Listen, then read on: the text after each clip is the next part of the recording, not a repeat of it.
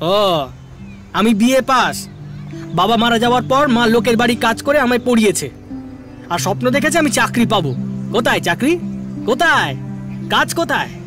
অনেক ঘুরেছি, উপায় না দেখে শেষে এই কাজে নেমে পড়লাম। চুরি তো করছি না, খেটে খাচ্ছি। তা ভালোই তো, দিনের রোজগার তো ভালোই হয় তোর। হ্যাঁ তা হয়। জীবন ধারণের জন্য আমরা কেউ সরকারি অফিসে কাজ করি, কেউ চা বিক্রি করি, কেউ জুতো সেলাই করি, কেউ মরা পোড়ায়, কেউ ভিক্ষে করে, কেউ চুরি করে, কেউ প্রতারণা করে, কেউ ব্যবসা করে।